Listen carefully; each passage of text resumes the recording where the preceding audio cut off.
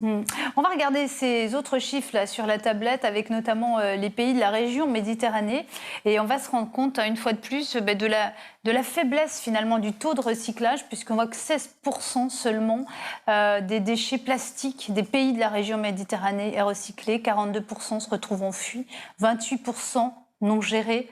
Donc là c'est sûr, 28% non gérés, ça finit forcément dans la mer, dans les océans et c'est votre combat. Avec Sea Cleaner. Si on prend ces chiffres même à l'échelle de la planète, c'est un peu plus d'un déchet sur deux, un peu plus d'un déchet sur deux plastique qui finit dans la nature, dans l'environnement, aujourd'hui à l'échelle mondiale.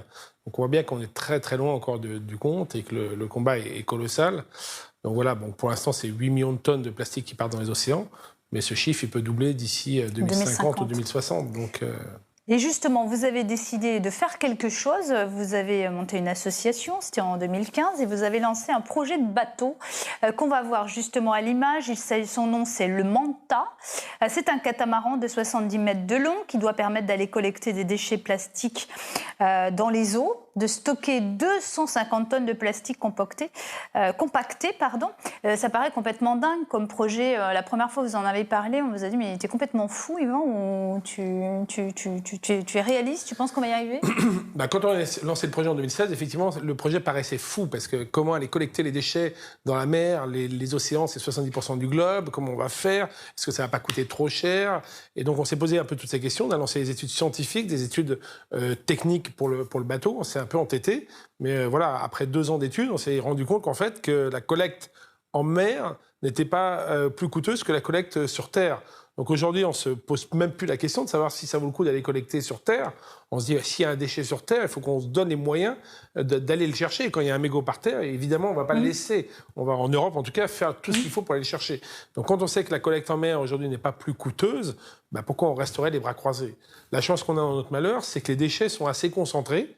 Évidemment, ils arrivent globalement par des grands fleuves, le Mékong, le Yangtze, le Gange, tout ça, surtout en Asie. Le Nil aussi, du Sud-Est, le Nil. Les fleuves les plus pollués au niveau du plastique. Voilà. Oui. Donc finalement, on arrive à visualiser assez facilement le flux des plastiques et à les poster des bateaux dans les embouchures de ces grands fleuves pour aller capter le plastique, parce que 80% des plastiques flottent au début, 99% finiront par couler un jour, mais tant qu'ils flottent dans ces premiers mois de dérive, on a une vraie chance d'aller les capturer tant qu'ils sont sous leur forme originale, macro-déchets plastiques, 1 cm, 10 cm, 50 cm, et éviter de faire en sorte justement qu'ils se dégradent ensuite et qu'ils soient inhalés par la faune maritime. Et justement, je voulais qu'on regarde ensemble, quand le plastique n'est pas retiré des océans, il se regroupe dans ce qu'on appelle les vortex. Il y en a notamment un au large du Pacifique qui fait la taille de la France.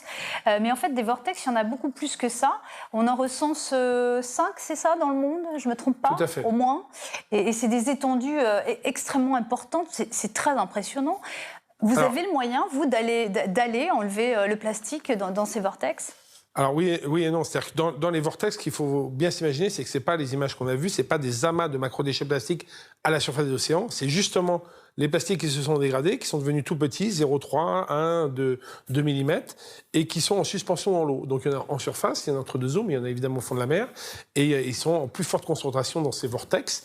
Mais évidemment, on pourrait, à part tamiser l'intégralité de la mer, on ne peut pas aller collecter ces déchets qui sont dans les vortex. Par contre, on sait qu'ils font des dégâts colossaux, parce qu'évidemment, même le plancton est capable d'inhaler ces plastiques.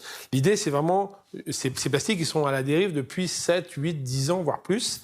L'idée, c'est vraiment d'aller collecter ces plastiques, justement, près des embouchures, près des côtes, près des endroits stratégiques, pour éviter que ces plastiques soient piégés par les courants et finissent, évidemment, dans ces vortex. Donc, éviter, justement, faire en sorte que ces vortex diminuent petit à petit au fil des années. Alors, votre bateau, c'est le Manta, aura de l'électricité avec des énergies renouvelables. Bien sûr, vous n'allez pas l'alimenter avec du pétrole.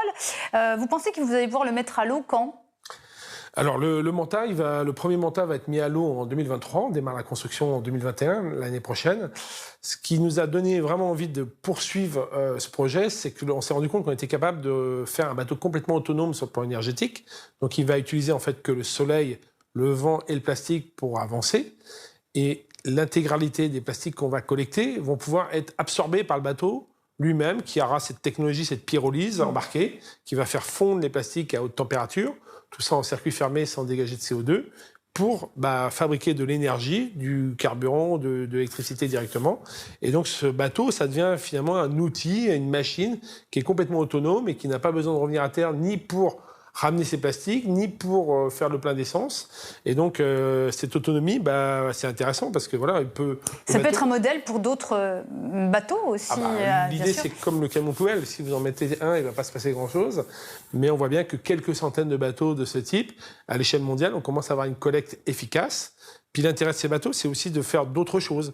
Donc, il y a 6 scientifiques qui vont être en permanence sur ce bateau, qui vont ramener des données, des datas scientifiques qu'on n'a pas aujourd'hui sur les macrodéchets plastiques. C'est aussi à chaque escale, parce qu'à un moment donné, il faut bien s'arrêter, changer d'équipage. C'est déployer des villages pédagogiques, éduquer les populations, les politiques. Voilà, quand on est à Bali, quand on est à Kuala Lumpur, tout ça, on peut avoir des actions pédagogiques très intéressantes. Donc, ce bateau, en fait, il cumule un peu ses mandats et il peut faire vraiment du bien à chaque fois qu'il passe quelque part. Combien ça coûte un bateau comme ça ? Alors le coût, c'est 35 millions d'euros. Ça peut paraître assez élevé, mais quand on ramène ça à un camion poubelle qui vaut 400 000 euros, voilà, on se dit que c'est pas si cher que ça. Et puis c'est un bateau comme ça fonctionne pendant 50 ans. Donc il faut bien s'imaginer qu'on peut mettre un bateau comme ça 300 jours par an pendant un demi-siècle à collecter des déchets. Ça a été facile de trouver des investisseurs ? Alors ça a été globalement assez facile. C'est votre métier, comme navigateur, vous passez un peu votre vie en général à chercher des investissements dans les bateaux pour construire des bateaux. Ouais. Voilà, donc ça a été assez facile. Notre pari est relativement réussi à l'échelle française parce qu'on a levé déjà près de 15 millions d'euros en moins de 2 ans. Et maintenant, notre pari, pour les 2-3 prochaines années, c'est vraiment de lever des fonds, le complément à l'échelle européenne, d'aller attirer des investisseurs anglais, allemands, suisses pour pouvoir finir notre financement qu'on voudrait finir en 2022.